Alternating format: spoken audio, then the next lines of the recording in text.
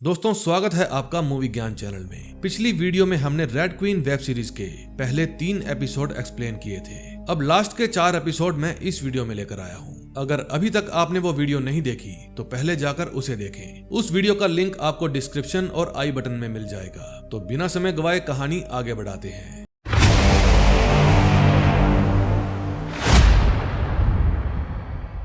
Fourth episode में हम देखते हैं एक बार एंटोनिया अपने पति के साथ डिनर कर रही थी। तभी उसको कुछ अजीब सा महसूस होता है। फिर वो देखती है उससे मिलने के लिए कोई आया है जो कि घबराया हुआ था। फिर एंटोनिया वेटर के हाथ से डिश गिरा देती है। उसके हस्बैंड की शर्ट खराब हो जाती है, इसलिए वो उठकर बाथरूम में चला जाता है। फिर वो उस आदमी के पास जाती है और कहती है जल्दी बताओ क्या बात है। वो आदमी एंटोनिया को एक फोटो दिखाता है और कहता है ये मिस्टर व्हाइट है। ये पूरी दुनिया में कहीं भी आ जा सकता है। ये दुनिया में सबसे ज्यादा इंटेलिजेंट है, इसीलिए ये तुम्हारा सबसे बड़ा दुश्मन भी है। वो तुम्हारे पूरे ब्यूरो को खत्म कर देगा और तुम्हारी फैमिली को भी। एंटोनिया पूछती है लेकिन तुम हो कौन? वो कहता है मैं तुम्हारा हत्यारा। तभी वहाँ तालियां बजती है। एंटोनिया का ध्यान भटक जाता है और वो गायब हो जाता है। प्रेजेंट में हम देखते हैं जब एंटोनिया को होश आता है तो वो खुद को एक बड़े से रूम में पाती है। वहाँ पूरे रूम में बड़े बड़े बॉक्स टंगे हुए थे जिनके ऊपर तस्वीरें लगी हुई थी। तभी उसका फोन बजता है। फोन पर जॉन था जो पूछता है तुम कहाँ हो। एंटोनिया उसे अपनी लोकेशन शेयर करती है। वो बताती है कि मैं बेहोश थी, मुझे इज़ीकिल ने किडनैप किया था। जॉन कहता है मैं अभी आ रहा हूँ। वहाँ पर जो कुछ भी था वो सब किसी पजल की तरह लग रहा था। फिर एंटोनिया उसको सोल्व करने की कोशिश करती है। फिर कुछ देर बाद वहाँ पर जॉन आ जाता है। एंटोनिया जाकर उसकी कार में बैठ जाती है। फिर वे दोनों वहाँ से निकल जाते हैं। दूसरी तरफ कार्ला को अब भ्रम होने लगे थे। फिर उसे सैंड्रा की आवाज आती है। वो कहती है कि वो राक्षस अपनी जेब में चाबियां रखता है। मेरे फ्लोर में एक टाइल टूटी हुई है, मैं उसे मार सकती हूँ, लेकिन उसे मारने के लिए तुम्हें मेरी हेल्प करनी होगी। उससे बातें करते समय उसे सैंड्रा अपने पास दिख रही थी। फिर कार्ला जोर जोर से रोने लगती है। रास्ते में एंटोनिया बताती है उस पजल में एक टैक्सी थी नंबर प्लेट के साथ। शायद वो हमें कुछ बताना चाहता है। वो मुझे आसानी से मार सकता था लेकिन उसने मुझे मारा नहीं। वो चाहता है हम टैक्सी का पता लगाएं। वो हमसे खेलना चाहता है। फिर वे दोनों उसी वीआईपी एरिया की एंट्री गेट पर पहुंच जाते हैं जहां लोरा त्रोइबा रहा करती थी। वे गार्ड से पूछते हैं उस दिन यहाँ पर कोई टैक्सी आई थी, लेकिन गार्ड कुछ भी बताने के लिए मना कर देता है। फिर जॉन उसको कहता है कि यहाँ तुम्हें इतने पैसे नहीं मिलते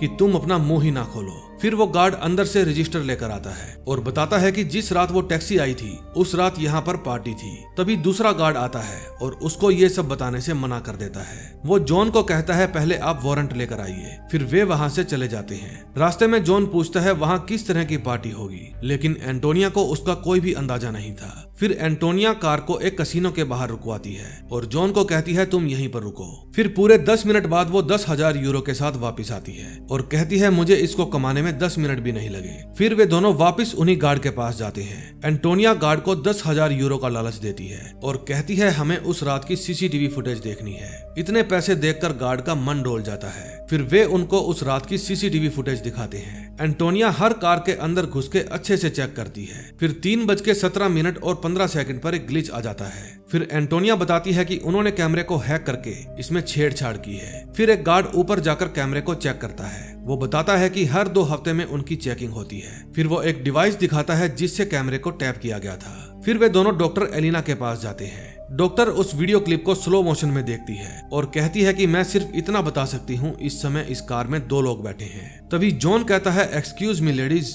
मुझे बहुत जोर से भूख लगी है, इसलिए मैं अपने घर जा रहा हूँ। जब मुझे भूख लगती है तो उसके बाद मैं अपने आप की भी नहीं सुनता। जॉन के साथ एंटोनिया भी उसके घर जाती है। उसकी माँ उसे देखकर पहचान जाती है। फिर जॉन की माँ एंटोनिया के लिए स्पेशल डिनर तैयार करती है। ऐसा खाना एंटोनिया ने आज से पहले कभी नहीं खाया था। तभी हम देखते हैं आज इंस्पेक्टर पारा का बर्थडे था और उसका स्टाफ इस खुशी में उसे सरप्राइज पार्टी देता है। तभी उसके ऑफिस में एक लेडी का फोन आता है। वो उन्हें उस टैक्सी के बारे में बताती है। फिर जब पारा की टीम वहां पहुंचती है तो उन्हें वो टैक्सी मिल जाती है जिसके बारे में एंटोनिया और जॉन जानने की कोशिश कर रहे थे। उस गाड़ी की डिग्गी में कार्ला का सैंडल भी पड़ा था जिस पर जंगली घास लगी हुई थी। फिर पारा पूरी कार को चेक करने का ऑर्डर देता है, शायद कातिल के फिंगरप्रिंट मिल जाए। दूसरी तरफ जॉन और एंटोनिया एक टैटू पार्लर जाते हैं। वे उस लड़की को इज़ीकल के हाथ का टैटू दिखाते हैं। वो कहती है मैंने एक डॉक्टर को पहले ही बता दिया था, ये टैटू हमारे यहाँ ही बना है। ये डिजाइन मेरे डैड ने बनाया था। फिर वो अपनी एल्बम में वही सेम डिजाइन दिखाती है जो कि 4 दोस्तों ने एक साथ एक ही समय में बनवाया था। उसके पास इस फोटो के अलावा और कोई जानकारी नहीं थी। फिर एंटोनिया उसके डैड से मिलने को कहती है। फिर वो उन दोनों को अपने डैड के पास ले जाती है जो कि पैरालाइज्ड थे। वो बताती है 6 महीने पहले इनको ये बीमारी हुई, तब से स्टूडियो मैं ही चलाती हूँ। फिर एंटोनिया कहती है इनका फोकस बदलते रहने की जरूरत है, वरना एक ही पोजीशन इनके लिए टॉर्चर जैसी हो जाएगी। फिर वो डैनियल से पूछती है क्या तुम्हें याद है ये टैटू तुमने किसके लिए डिजाइन किया था। डैनियल आंख झपकाकर हाँ कह देता है। फिर वो जितनी बार लगातार आंख झपकाता है, इंग्लिश के उतने वर्ड जोड़कर एंटोनिया समझ जाती है BGP।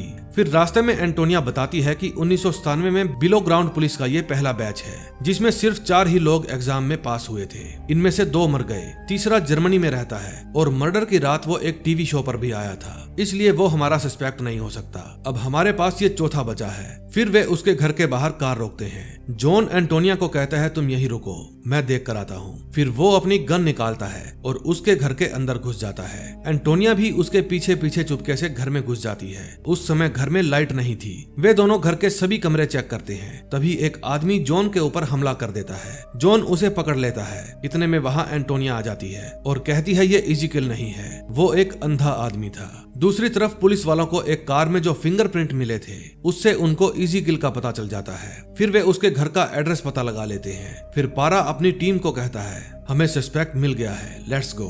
दूसरी तरफ एंटोनिया उस अंधे आदमी से टैटू के बारे में पूछ रही थी। वो बताता है कि एल्वारेज, कुइरोगो, फहार्दी और मैंने ये टैटू बनवाया था। हम चारों में से 2 मर गए, एक जर्मनी चला गया। जो मरे थे उनमें से फुहार्दो गायब हो गया था। अपनी बेटी के मरने के बाद वो काफी दिनों तक एक मेंटल हॉस्पिटल में था। वो उसकी मौत से कभी उबरा ही नहीं। जब वो बाहर आया तब भी वो ठीक नहीं था। वो सबसे खतरनाक मिशन ढूंढता था और फिर एक सुरंग के धमाके में वो उड़ गया। उसकी लाश कभी नहीं मिली, वो बस गायब हो गया। फिर वहाँ से बाहर निकलकर एंटोनिया इंस्पेक्टर पारा के पास फोन करती है और बताती है कि उसका नाम फहार्दी है।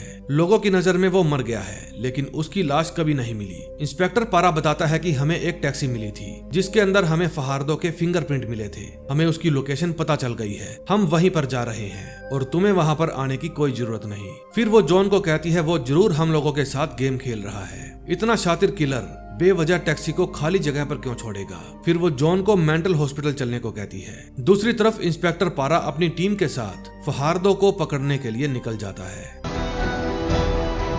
5th एपिसोड में हम देखते हैं एंटोनिया और जॉन पागल खाने में जाकर डॉक्टर से बात करते हैं। डॉक्टर फहार्दी के बारे में बताता है कि ऐसे आदमी के लिए तो मर जाना ही बेहतर है। वो इंसान यहाँ नर्क से भी बदतर जिंदगी जी रहा था। फिर एंटोनिया उसे कहती है तुम्हारे पास जो भी इंफॉर्मेशन है वो तुम हमें दे दो, लेकिन वो मना कर देता है। फिर जॉन उसको धमकाता है और वो इंफॉर्मेशन देने के लिए तैयार हो जाता है। फिर वे उसकी किताबें और रिपोर्ट चेक करते हैं जिसमें सेक्सुअल अब्यूज, मारपीट, खुद को नुकसान पहुंचाना, हेलोपेरिडोल, बायोपोलर पर्सनैलिटी और पोस्ट ट्रॉमेटिक डिसऑर्डर के लक्षण भी हैं। इसके बाप ने इसके साथ जो जो किया उसके बारे में बताने में ये झिझकता नहीं है। वे उसकी बनाई हुई ड्राइंग्स देखते हैं जो उसने पागल खाने में बनाई थी। उसने कार्ला की भी ड्राइंग बना रखी थी। जब वे रास्ते में थे तो वे डॉक्टर एलिना को इंस्पेक्टर पारा की लोकेशन बताने के लिए कहते हैं। एंटोनिया कहती है फहार्दो इतना शातिर है, फिर उसने ड्राइवर की बॉडी ठिकाने क्यों नहीं लगाई और उसने टैक्सी के अंदर अपने फिंगरप्रिंट्स भी क्यों छोड़े। ये कोई अनजाने में की हुई गलतियां नहीं है। तभी जॉन के पास गार्ड का फोन आता है। फिर वे गार्ड से मिलने जाते हैं। गार्ड बताता है कि उन्होंने मुझे नौकरी से हटा दिया है। फिर वो कहता है कि टैक्सी वहां जाने से पहले यहाँ पर आई थी।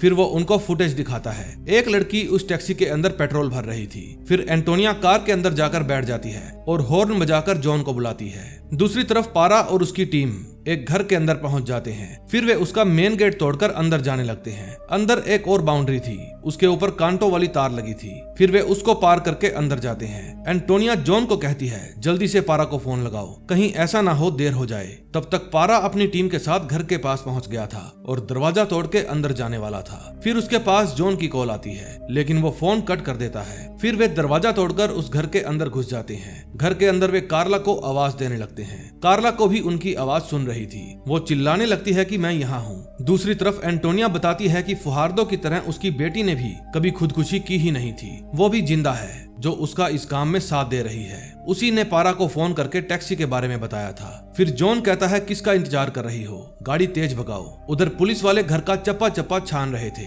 वो किलर सीसीटीवी कैमरा में उन सबको देख रहा था। कार्ला को जो आवाजें आ रही थी वो स्पीकर से आ रही थी। तभी एक पुलिस वाले को वहाँ पर कोई बैठा हुआ मिलता है। इतने में उस कातिल की बेटी सैंड्रा वहाँ आ जाती है और अपने पापा को कहती है किसका इंतजार कर रहे हो। वो पुलिस वाला चेयर घुमाता है तो चेयर पर कोई इंसान नहीं बल्कि स्टैचू था। फिर उसकी नजर पास में पड़े बॉम्ब पर जाती है, लेकिन सैंड्रा बॉम्ब का ट्रिगर दबा देती है और वहाँ विस्फोट हो जाता है। पारा उस समय दूसरे कमरे में था। पुलिस वालों को मरता देख फहार्दो रोने लगता है, लेकिन उसकी बेटी को मजा आ रहा था। इंस्पेक्टर पारा अपनी साथी की हेल्प करता है, तभी उसका ध्यान एक और बॉम्ब पर जाता है। इससे पहले कि वो भाग पाता, कातिल उसका भी ट्रिगर दबा देता है और वहाँ एक और बॉम्ब विस्फोट हो जाता है। बॉम्ब की आवाज सुनकर कार्ला दुखी हो जाती है, लेकिन सैंड्रा बहुत खुश होती है। इनको पकड़ने आए सभी पुलिस वाले या तो मारे गए थे या घायल हो गए थे। फिर कुछ देर बाद वहाँ पर जॉन आ जाता है। वो इंस्पेक्टर पारा को संभालता है। वो अपनी टाई से उसके पांव बांध देता है ताकि और खून ना बहे। एंटोनिया भी पुलिस वालों की जान बचा रही थी। तभी सैंड्रा कार्ला के पास जाती है और पूछती है, तुमने आवाजें सुनी?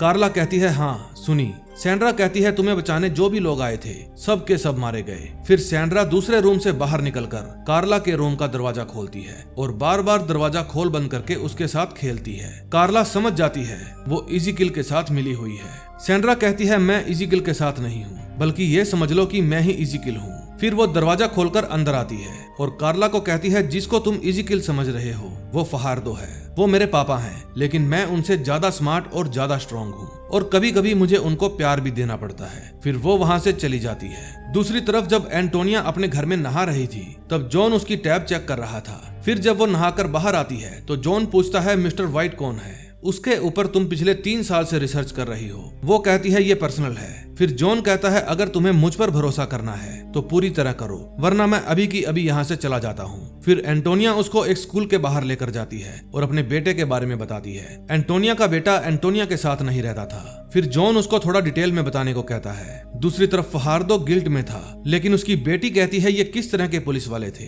न्याय के लिए काम करते थे या पैसे के लिए? फिर वो उसका सिर पकड़कर कहती है, देखिए इन्हें और अपने काम पर गर्व कीजिए। एंटोनिया जॉन को बताती है कि मेरे कंप्यूटर में उसकी 25,000 से भी ज्यादा फाइलें हैं, लेकिन वो कैसा दिखता है, कौन से देश का है और उसका असली नाम क्या है, मैं कुछ नहीं जानती। बस इतना पता है कि वो मुझसे भी ज्यादा इंटेलिजेंट है। मैं साबित नहीं कर पा रही कि वो सच में है। सबको लगता है ये मेरा ख्याली पुलाव है। जब उसने मुझे मारने की कोशिश की तो उसके बाद मैं सदमे में चली गई और फिर मेरे डैड ने मेरे बेटे की कस्टडी मुझसे छीन ली। फिर जब वे वहाँ से जाने लगते हैं तो उनकी नजर टीवी पर पड़ती है। टीवी में न्यूज आ रही थी, जिन्हें थप्पड़ पड़ा है वो है इंस्पेक्टर पारा और जिसने थप्पड़ मारा है वो एक करप्ट पुलिस वाला है। ये सब उसने अपनी साथी के कहने पर किया है। इस न्यूज के बाद मेंटोर ने एंटोनियो को ब्लॉक कर दिया था। फिर वो जॉन पर गुस्सा हो जाती है और गाड़ी की चाबी लेकर वहाँ से चली जाती है। फिर वो एक अंडर कंस्ट्रक्शन बिल्डिंग में जाती है। वहाँ जाकर वो एक स्विच बोर्ड को हटाती है। फिर उसके पीछे वाला स्कैनर उसको स्कैन करता है, लेकिन एक्सेस डिनाई हो जाता है। एंटोनिया कहती है, मेंटोर मैं जानती हूँ तुम मुझे देख रहे हो। फिर मेंटोर कहता है, एंटोनिया अब से तुम रेड क्वीन नहीं रही। तुम्हारे काम से अब तक कोई नतीजा नहीं निकला। बात को और मत बढ़ाओ, हम फैसला कर चुके हैं। तुम जाकर जॉन से पूछो। वो जानता था वो कमीना रिपोर्टर तुम्हारे पीछे पड़ा है, लेकिन फिर भी उसने तुम्हें नहीं बताया। फिर एंटोनिया कहती है, नहीं ये सच नहीं हो सकता। दूसरी तरफ सैंड्रा कार्ला के पास जाती है और उससे पूछती है, तुम जानना नहीं चाहती मैंने तुम्हारे पिता से क्या मांगा था? कार्ला कहती है, तुम जो भी मांगोगी वो दे देंगे। सैंड्रा कहती है, मैंने उनसे पब्लिक कन्फेशन मांगा था ताकि उनकी सच्चाई सबके सामने आ जाए, लेकिन वो तैयार नहीं है। शाम को जब जॉन एंटोनिया के घर जाता है तो एंटोनिया पूछती है, तुम्हें ये बात कब से मालूम थी? जॉन कहता है, जब मैंने पारा को थप्पड़ मारा था मुझे थोड़ी शर्म आ रही थी, इसीलिए मैंने तुम्हें नहीं बताया। एंटोनिया कहती है, तुम यहाँ से चले जाओ, मैं अब रेड क्वीन नहीं रही, मुझे तुमसे और कोई बात नहीं करनी। फिर जॉन एंटोनिया की दवा वहाँ पर रख देता है और अपना उतरा हुआ चेहरा लेकर वहाँ से चला जाता है। नेक्स्ट डे सैंड्रा बाहर जाने के लिए तैयार हो रही थी, तभी वहाँ उसका बाप आता है और पूछता है, तुम कहाँ जा रही हो? सैंड्रा कहती है, मैं बताना जरूरी नहीं समझती। फरहादो कहता है, तुम मुझे बताए बिना नहीं जा सकती। ये बात सुनकर सैंड्रा अपने बाप का हाथ मरोड़ देती है और प्लास से उसकी उंगली काट देती है। उसकी चीखों की आवाज सुनकर कार्ला भी डर जाती है। फिर वो अपने बाप को चुप कराती है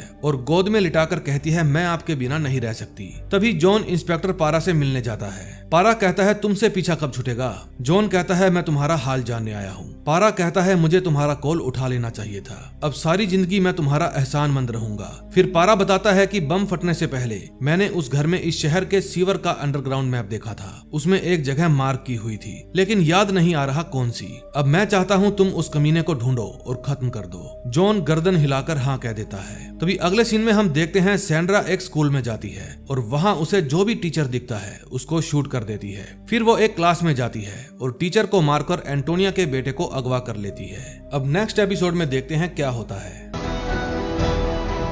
6th एपिसोड में हम देखते हैं कार्ला अपने हालातों पर रो रही थी। तभी उसे किसी बच्चे की आवाज आती है, मम्मा आप कहाँ हो? फिर कार्ला उससे पूछती है, कौन हो तुम? वो कहता है, मेरा नाम सैम है, मुझे डर लग रहा है। फिर ये बात जानकर कि यहाँ एक बच्चा भी कैद है, कार्ला रोने लगती है। दूसरी तरफ जब जॉन हॉस्पिटल से आकर अपनी कार में बैठता है तब प्लेयर में स्कूल में हुई घटना के बारे में न्यूज चल पड़ती है। फिर जॉन मोबाइल में उस घटना की न्यूज देखता है। उसे पता चलता है कि एक लड़की ने ब्रिटिश एम्बेसडर पीटर के पोते को किडनैप कर लिया है। दूसरी तरफ जब एंटोनिया हॉस्पिटल पहुंचती है तो वहां पहले से ही मौजूद उसके पिता पूछते हैं, मेरा पोता कहाँ है? वो कहती है, पिछले 3 साल से वो आपके पास है। उसका पिता कहता है, तुमने जो स्कूल में हत्याएं की है और मेरे पोते को किडनैप किया है उसके लिए मैं तुम्हें अरेस्ट करवा रहा हूँ। फिर एंटोनिया अपने पिता को थप्पड़ मारती है और उस रूम का अलार्म बजाकर वहाँ से भाग जाती है। उसके पापा अपने आदमियों को उसके पीछे लगा देते हैं। फिर वो एक रूम में जाती है और वहाँ से भेष बदलकर बाहर आती है। फिर वो एक व्हील चेयर लेती है और हॉस्पिटल से बाहर चली जाती है,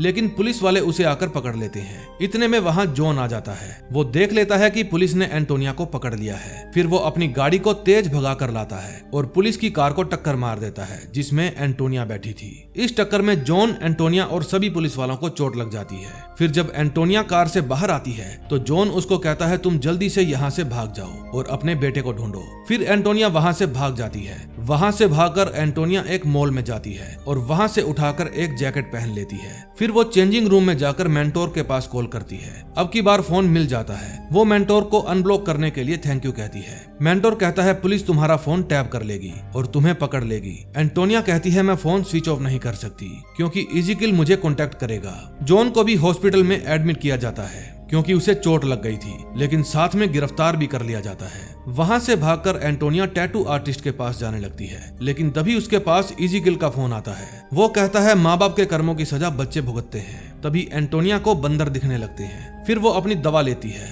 और उसे कहती है कि अपने साथी से बात करवाओ। एंटोनिया उसे कहती है, तुम्हारा नाम सैंड्रा है और तुम फरहादो की बेटी हो। सैंड्रा पूछती है, तुम्हें कार्ला और अपने बेटे में से किसी एक को चुनना है, तुम्हारे पास 30 घंटे हैं। इज़ीकिल अपनी बेटी से पूछता है, एक बच्चे को किडनैप करके तुम्हें क्या मिलेगा? सैंड्रा कहती है, हमें बच्चे के जरिए उसके माँ बाप के पापों को रोकना होगा।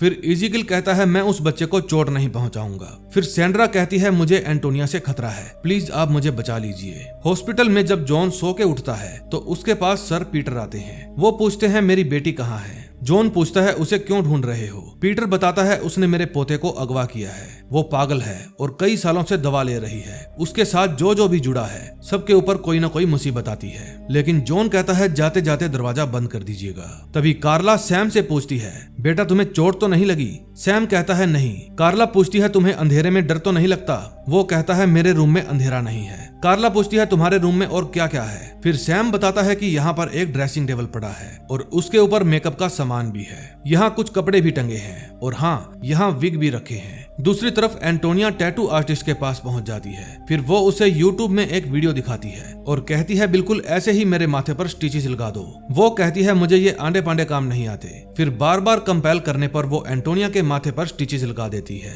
दूसरी तरफ कार्ला और सैम एक प्लान बनाते हैं। इज़ीकिल जब अपने टेबल पर बैठा था तब उसे जोर जोर से पापा पापा चिल्लाने की आवाज आती है। फिर वो गुस्से में वहां जाता है और लड़के को कहता है, क्यों चिल्ला रहा है? कार्ला कहती है, तुम उसे जाने क्यों नहीं देते? फिर वो कार्ला के रूम का दरवाजा खोलता है और अंदर आ जाता है। कार्ला कहती है, तुम मुझे मारना चाहते हो तो मार दो, लेकिन उस बच्चे को छोड़ दो। मैं जानती हूँ तुम अच्छे आदमी हो, क्या तुम उस बच्चे को मार के जी पाओगे? फिर इज़ीकिल कार्ला पर जोर से चिल्लाता है और कहता है, तुम्हारी मौत का ऐसा प्लान बनाया है, उसे देखकर सारी दुनिया कांप जाएगी। ये बात सुनकर कार्ला रोने लग जाती है। दूसरी तरफ एंटोनिया टैटू आर्टिस्ट से बात कर रही थी। वो पूछती है, तुम छुप क्यों रही हो? एंटोनिया बताती है, मेरे ऊपर मेरे ही बेटे की किडनैपिंग का इल्जाम है। फिर वो उदास हो जाती है। टैटू आर्टिस्ट कहती है, तुम थोड़ी देर सो जाओ, तुम्हें आराम की जरूरत है। एंटोनिया जाकर लेट जाती है। तभी उसको वही सीन याद आता है जब वो अपनी फैमिली के साथ थी और दरवाजे की घंटी बजती है। फिर उसके पति ने जब दरवाजा खोला तो मिस्टर व्हाइट ने उसके सिर में गोली मार दी और एक गोली कार्ला की छाती में मार दी। फिर जब मिस्टर व्हाइट वहां से चला गया तो एंटोनिया ने उसका पीछा किया। वो एक सुरंग में चला गया था, लेकिन फिर उसे मिस्टर व्हाइट की जगह पर सैंड्रा दिखती है जो कि अंधेरे में गुम हो जाती है। अगले दिन सुबह जब एंटोनिया उठती है तो टैटू आर्टिस्ट उसे कुछ खाने के लिए देती है। फिर वो कहती है कि अगर तुम पकड़ी जाना नहीं चाहती तो तुम्हें अपना हुलिया चेंज करना होगा। फिर एंटोनिया उसको अपने पापा से आंखों के जरिए बात करना सिखाती है। फिर वो अपना हुलिया चेंज करके वहाँ से चली जाती है। अब उसका हुलिया देखकर हर कोई उसे घूर रहा था, लेकिन कोई पहचान नहीं पा रहा था। फिर वो एक स्टोर में जाकर कुछ सामान लेती है। फिर वो वापस उसी अंधे फौजी के पास जाती है। वो एंटोनिया को शहर के नीचे बनी टनल के बारे में बताता है कि पहले उन सुरंगों में आतंकवादी रहा करते थे, जिनको मिटाने के लिए हमारी ही ड्यूटी लगी थी। मैंने अपनी आंखें भी वहीं पर खोई थी। एंटोनिया कहती है मैं इस मैप की फोटो ले रही हूँ, मेरा फोन ऑन होते ही यहाँ पर पुलिस आ जाएगी। वो कहता है कोई बात नहीं। एंटोनिया कहती है प्लीज पुलिस यहाँ आकर पूछे तो उन्हें बताना मत मैं यहाँ क्यों आई थी। तभी वहाँ पुलिस आ जाती है और एंटोनिया वहाँ से भाग जाती है। तभी जब सैंड्रा वापस आती है तो उसका बाप पूछता है बाहर क्या करने गई थी। सैंड्रा कहती है कमाल की खबर लाई हूँ। दूसरी तरफ एंटोनिया जॉन के घर जाती है और उसकी माँ को बताती है डरिए मत मैं हूँ। उसकी माँ कहती है जॉन को अरेस्ट कर लिया गया है, मैं उसके लिए खाना लेकर जा रही थी। एंटोनिया कहती है मैं जॉन को बचाने के लिए ही आई हूँ। दूसरी तरफ इज़ीकियल कार्ला को एक एंटीबायोटिक क्रीम देता है और अपने घाव पर लगाने के लिए कहता है। कार्ला उसे थैंक यू कहती है। वो कहता है कोई जरूरत नहीं, क्योंकि अब तुम मरने वाली हो। 7th एपिसोड में हम देखते हैं जब जॉन की मॉम उसके लिए खाना लेकर आती है तो उसको अच्छे से चेक करके फिर अंदर जाने दिया जाता है। अंदर जाकर उसकी मॉम उसको एक कैप्सूल देती है और कहती है अब जो होगा उससे डरना मत। कैप्सूल खाकर उसको घबराहट हो जाती है और फिर उसको इमरजेंसी वार्ड में ले जाने लगते हैं। दूसरी तरफ सैंड्रा फिर से तैयार होती है और रेड कलर का सूट पहन लेती है। फिर वो अपने पापा के पास जाकर कहती है हम उस लड़के को जल्द से जल्द मार देते हैं, अभी आप जाइए मुझे आराम करना है। दूसरी तरफ एंटोनिया टैटू पार्लर में थी। तभी वहाँ पुलिस आ जाती है। वो लड़की एंटोनिया को कहती है तुम छुप जाओ, पुलिस आई है। तभी पुलिस वाले अंदर आ जाते हैं और पूछते हैं कि एंटोनिया कहाँ है। जब वो नहीं बताती तो वे पूरे घर की तलाशी लेते हैं, लेकिन एंटोनिया उन्हें नहीं मिलती। तभी हम देखते हैं इज़ीकियल एक टनल के अंदर बॉम्ब फिट कर रहा था ताकि उससे आगे कोई जा ना पाए। तभी कार्ला की नजर सामने वाली दीवार पर पड़ती है जिसमें लगी एक टाइल थोड़ी लूज थी। फिर वो उसको उखाड़ने की कोशिश करती है। दूसरी तरफ जॉन भी हॉस्पिटल से भाग गया था क्योंकि इमरजेंसी वार्ड में पुलिस वाला अलाउड नहीं था। फिर जॉन की माँ उसे एक छोटी लाल मारुति कार में लेने आती है। फिर वो कहती है जल्दी से अंदर बैठो, पीछे से सब कुछ दिख रहा है। फिर वो उसे पहनने के लिए कपड़े देती है। उधर एंटोनिया लोरा त्रोइबा के पास कॉल करती है और उसे मिलने के लिए बुलाती है और कहती है मुझे सब कुछ पता चल गया है। फिर लोरा उससे मिलने आती है। वो लोरा को कहती है ना ही तुम्हारी चिन पे डिंपल है और ना ही तुम्हारे हस्बैंड की, लेकिन तुम्हारा जो बेटा मरा है उसकी चिन पर डिंपल था। इसका मतलब ये है कि वो तुम्हारा बेटा नहीं था, वो तुम्हारी असिस्टेंट टेरेसा का बेटा था क्योंकि उसकी चिन पर डिंपल है। लोरा कहती है टेरेसा का बेटा और मेरा बेटा दिखने में एक जैसे थे और एक ही स्कूल में पढ़ा करते थे। कातिल से गलती हुई है और मैं नहीं चाहती कातिल अपनी गलती सुधारने वापस आए। जो टेरेसा के घर में छुपा है वो मेरा बेटा है। फिर एंटोनिया उससे एक गन मांगती है। लोरा उसे एक गन दे देती है और कहती है इसमें 17 गोलियां हैं, कातिल के ठीक माथे में गोली मारना। फिर वो जॉन के पास टनल का मैप और वीडियो भेजती है। जॉन वीडियो प्ले करता है तो उसमें एंटोनिया बताती है कि मैं टनल में जा रही हूँ, मेरा मैसेज देखकर तुम फोन ऑफ कर देना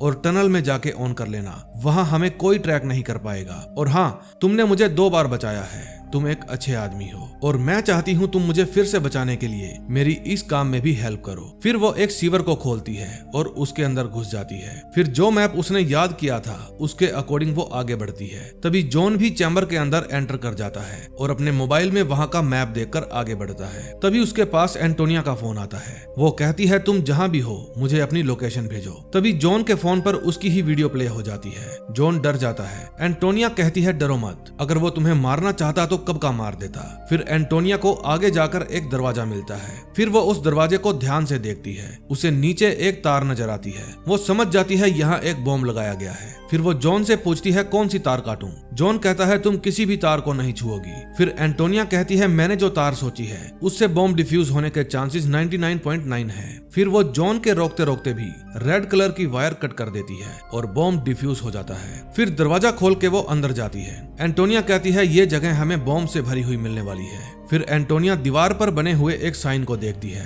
और जॉन को कहती है सैंड्रा ने हमारे लिए सुराग छोड़े हैं, वो हमें मारने के लिए यहाँ नहीं ला रही, उसका प्लान तो कुछ और ही है। फिर बात करते करते उसे नीचे कुछ महसूस होता है, वहाँ एक बॉम्ब था। फिर एंटोनिया जॉन को बताती है उसने यहाँ अलग अलग जगह पर 8 बॉम्ब फिक्स किए हैं, तुम भी ध्यान से चलना। फिर एंटोनिया उसे बताती है बॉम्ब तुमसे 1 मीटर की दूरी पर है। जॉन वहीं रुक जाता है और नीचे देखता है, वहां भी बॉम्ब की तार थी। दूसरी तरफ कार्ला दीवार पर लगी टाइल उतारने की कोशिश कर रही थी। तभी चलते चलते एक जगह पर जॉन को खुद की तस्वीर दिखती है। फिर जॉन एंटोनिया को बताता है, यहाँ हर जगह हमारी ही फोटोज लगी हुई हैं। तुम सही कह रही थी, वो हमारे साथ कोई खेल खेल रही है। फिर जॉन की नजर अपनी मॉम की तस्वीर पर जाती है। अपनी माँ की तस्वीर देखकर वो गुस्सा हो जाता है। फिर वो चिल्लाता है कि हिम्मत है तो सामने आकर लड़। एंटोनिया उसे शांत होने के लिए कहती है, लेकिन जॉन का गुस्सा और बढ़ जाता है। फिर एंटोनिया जॉन को कहती है, नीचे देखो बॉम्ब होगा। फिर जॉन एकदम से शांत हो जाता है क्योंकि वहाँ पर सच में बॉम्ब था। एंटोनिया कहती है, बाल बाल बचे हो तुम,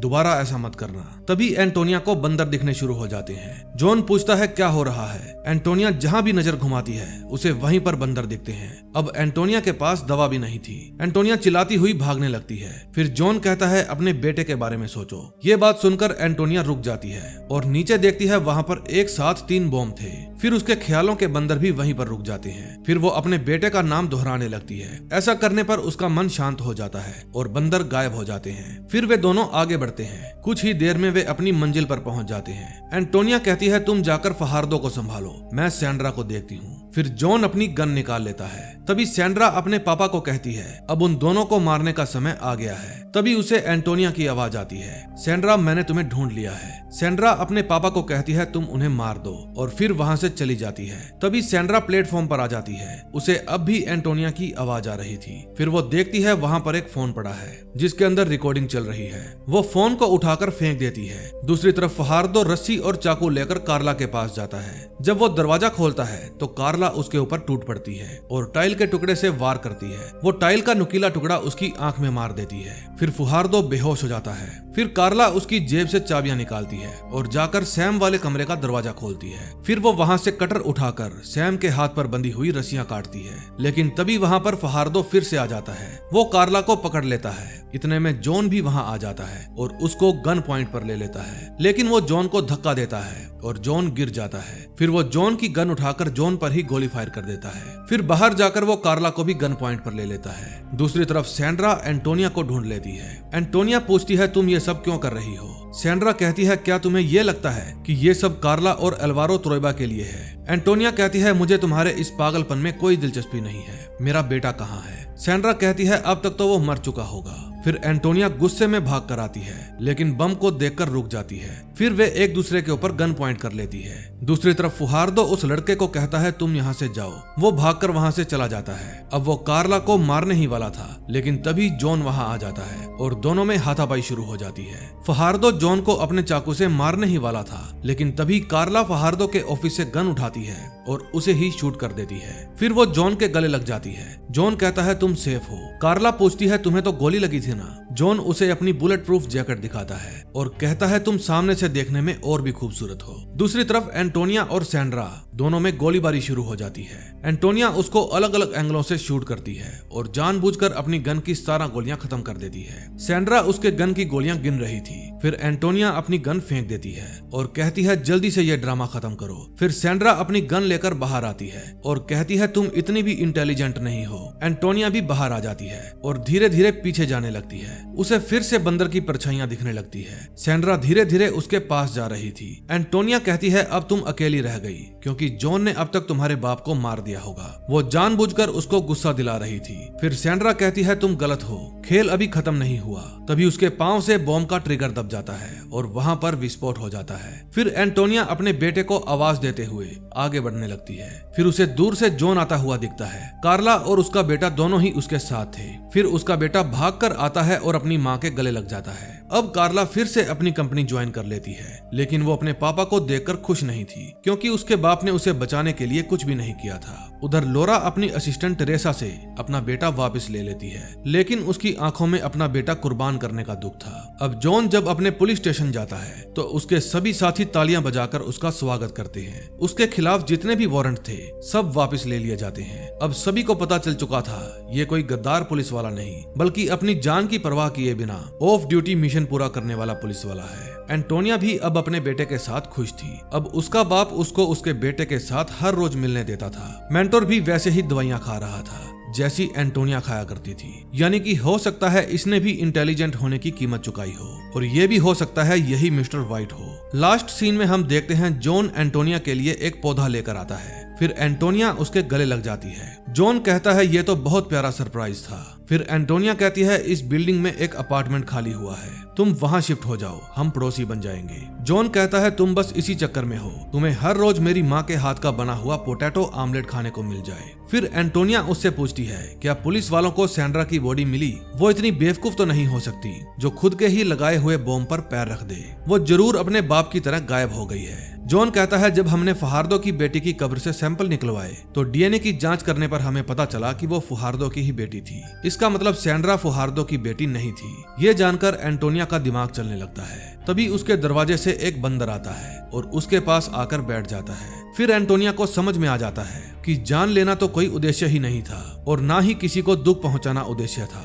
सैंड्रा मिस्टर व्हाइट की बेटी थी, उसने ही अपनी बेटी को एंटोनिया के लिए भेजा था। वो तो फुहार्दो को एक लूजर सिपाही समझती थी। इनफैक्ट वो तो खुद भी अपने बाप की कठपुतली थी जिसको मिस्टर व्हाइट नचा रहा था, और अनजाने में एंटोनिया भी मिस्टर व्हाइट के हाथों की कठपुतली बन गई थी। वो इसको लाचार बनाना चाहता था। फिर होश में आने के बाद एंटोनिया जॉन को कहती है वही हम सबको इशारों पे नचा रहा था। जॉन पूछता है कौन? एंटोनिया कहती है मिस्टर व्हाइट। तो दोस्तों इसी के साथ इस वेब सीरीज का एंड हो जाता है। दोस्तों इसमें हमें पता चलता है कि मिस्टर व्हाइट एंटोनिया से भी ज्यादा समझदार थे, तभी तो वो उसे अपने इशारों पर नचा रहे थे। अब हो सकता है इसका सीजन 2 आए, अगर आया तो मैं आपके लिए एक्सप्लेन करके जरूर लाऊंगा। तो दोस्तों अगर आपको एक्सप्लेनेशन अच्छी लगी हो तो प्लीज वीडियो को लाइक करके चैनल को सब्सक्राइब कर देना। हम मिलेंगे नए दिन नई स्टोरी के साथ। Till then bye bye.